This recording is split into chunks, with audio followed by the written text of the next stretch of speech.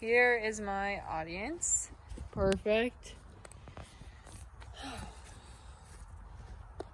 Hi everyone, I am Julia Redwing and I'm here to tell you all about Prune Belly Syndrome.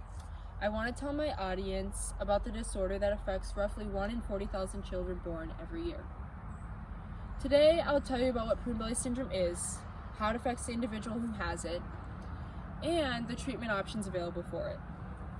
Now I want to ask you all a question. Have you ever thought of a life without abdominal muscles? This is what prune belly is like. To me, it is a lifestyle my nephew has fought to live with. He was diagnosed with prune belly before he was even born. He underwent a good deal of surgeries, such as a kidney removal and tracheostomy, to just name a few. My nephew sparked my urge for knowledge and awareness for the disorder. The disease is dangerous and has plenty of symptoms. It brings on countless medical visits and a variety of loaded variables. The severity of the disease leads to what treatment plans are offered. So let's get started. First, I'd like to tell you about what prune belly is.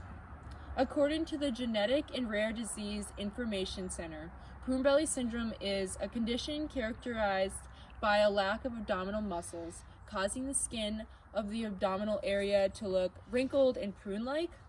Some of the symptoms include undescended testicles in males, urinary tract infections, cardiac defects, and spine malformations.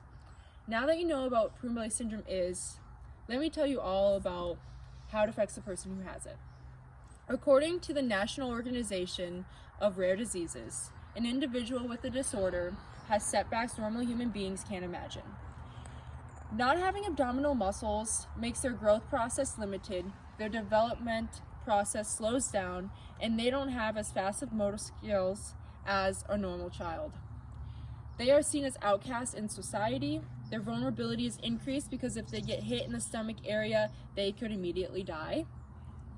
As individuals with this disorder grow up, their quality of life improves along with their survival rate.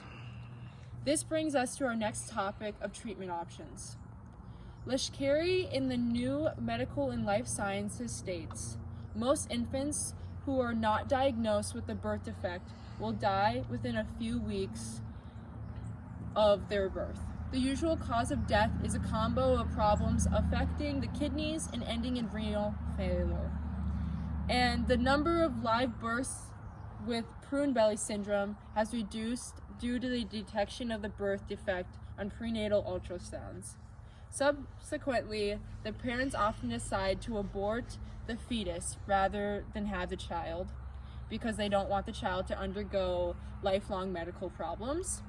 Surgery is most commonly required depending on the results of x-rays and scans, so the only treatment options are surgeries to help the child stay alive. Now that you know about the life of an individual with prune belly, let me summarize what I've told you today. Today I've told you about a rare disorder most people have no knowledge of. The impact of the disorder is aggressive, scary, and life-changing. Lack of abdominal muscles is the sole symptom of prune belly. The disorder increases overall issues for a lifetime, and it affects every child individually depending on its severity. Prune belly is underfunded and goes unnoticed because of a little awareness done. I encourage you all to donate to the cause and spread awareness. Thank you all for coming. You can reach out to me with any questions. You all have my number. Thank you.